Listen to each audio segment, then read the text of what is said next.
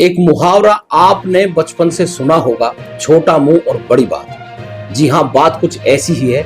एक तरफ सरकार का नारा है, बटोगे तो कटोगे, और दूसरी तरफ उत्तर प्रदेश में पलायन और दलित उत्पीड़न की घटनाएं एक बार फिर सुर्खियों में। 2016 में समाजवादी पार्टी की सरकार थी, जिसे मुस्लिम समर्थक माना जाता है। आज 2025 में योगी आदित्यनाथ की हिंदुवादी सरकार है, जो जीरो टॉलरेंस की नीति का दावा करती है।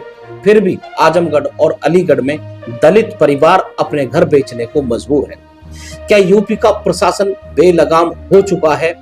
क्या झूठी रिपोर्ट्स शासन को भटका रही हैं? और क्या हिंदू समाज का दोगलापन दलितों को धर्म परिवर्तन की ओर धकेल रहा है? बात करते हैं। हर हर महादेव मित्रों, मैं छोटा नरसिंहानंद अनिल यादव एक बार फिर स्वागत करता हूं आप सभी का। आजमगढ़ में छोटापुरा गांव में 40 दलित परिवारों ने अपने घरों पर मकान बिकाऊ हैं के पोस्टर लगाए। आरोप है कि मुस्लिम समुदाय के कुछ लोगों ने उन्हें लगातार परेशान कर रहे हैं। 3 जून 2025 को एक शादी समारोह में छेड़छाड़ और मारपीट की घटना ने तनाव को और बढ़ा दिया।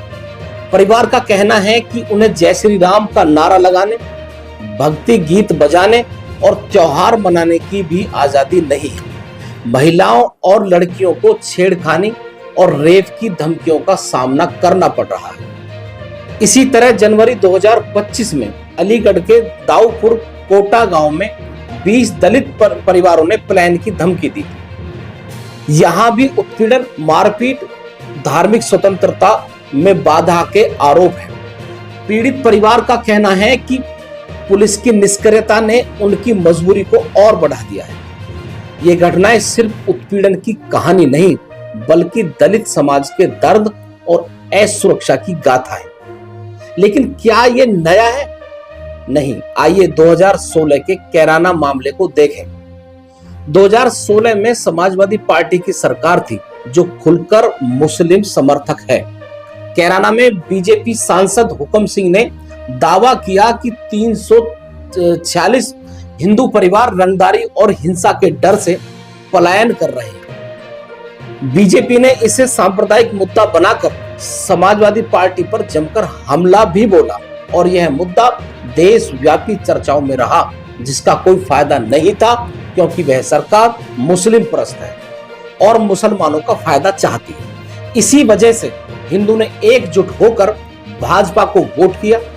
इस मामले ने हिंदुओं के अंदर वास्तव में एक डर पैदा कर दिया और हिंदू को सोचने पर मजबूर कर दिया था कि वो क्या करें। बीजेपी ने कानून व्यवस्था को लेकर समाजवादी पार्टी को कटघरे में भी खड़ा किया था, लेकिन आज 2025 में योगी सरकार के शासन में भी दलित परिवार पलायन को मजबूर है।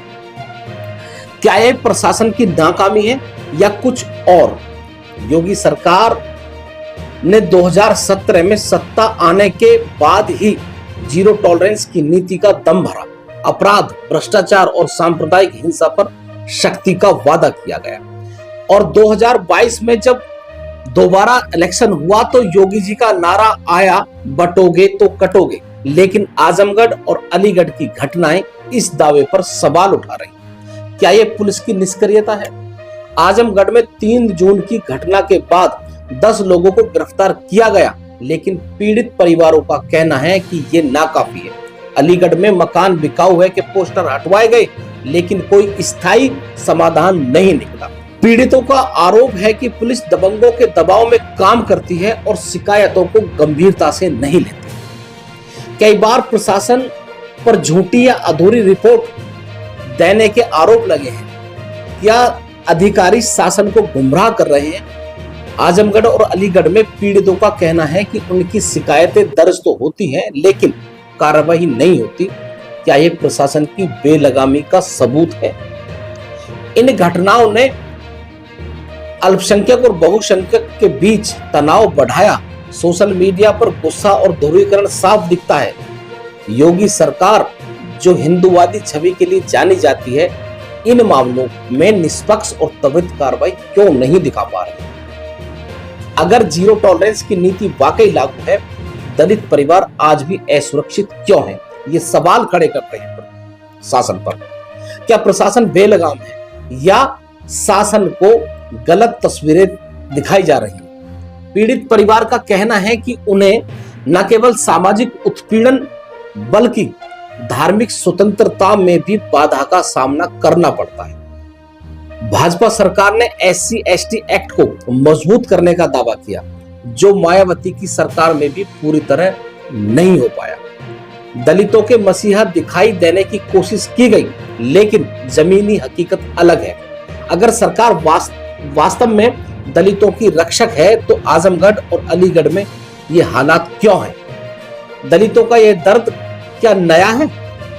नहीं, पुराने समय से हिंदू समाज का एक दोगलापन, ऊंच नीच का भेदभाव, उत्पीड़न दलितों को धर्म परिवर्तन की ओर हमेशा धकेलता रहा है। पर सवाल यह है कि क्या सरकार इस पर कड़ा एक्शन लेगी ताकि दलित सुरक्षित रहें और ऐसी घटनाएं रुकें? लेकिन आज उनकी अपनी सरकार में ये हालात हैं। अगर जीरो टॉलरेंस की नीति शक्ति से लागू हो रही है तो दलित परिवार अपने घर क्यों बेच रहे हैं? क्या प्रशासन शासन को गलत तस्वीर दे रहा है? पलायन और धर्म परिवर्तन को रोकने के लिए सरकार को जरूरी कदम उठाने चाहिए। उत्पीड़न के दोषियों पर त्वरित और कड़ी कार्रवाई हो। खासकर SC/ST एक्ट के तहत महिलाओं और दलितों की सुरक्षा के लिए विशेष पुलिस गश्त, हेल्पलाइन और जागरूक अभियान भी चला सकते हैं। पुलिस और अधिकारियों को जवाबदेह बनना पड़ेगा ताकि शिकायतों पर तुरंत कार्रवाई। हिंदू समाज को भी आत्ममंथन करना होगा ताकि दलितों को बराबरी का हक मिले और धर्म परिवर्तन की नौबत ना आए, क्योंकि वो हमारे ही समाज का हिस्सा है। योगी सरकार को अपनी जीरो टॉलरेंस पॉलिसी को कागजों से निकालकर जमीन पर लागू करना होगा। दलित समाज की सुरक्षा और सम्मान सुनिश्चित करना होगा ताकि न पलायन हो और न ही धर्म परिवर्तन। अगर ऐसा नहीं हुआ तो मकान बिकाऊ के पोस्टर सरकार की विश्वसनीयता पर सवाल उठाएंगे। मित्रों, उत्तर प्रदेश में पलायन और दलित उत्पीड़न की ये घटनाएं हमें सोचने पर मजबूर करती हैं। क्या वाकई पुलिस प्रशासन बेलगाम है?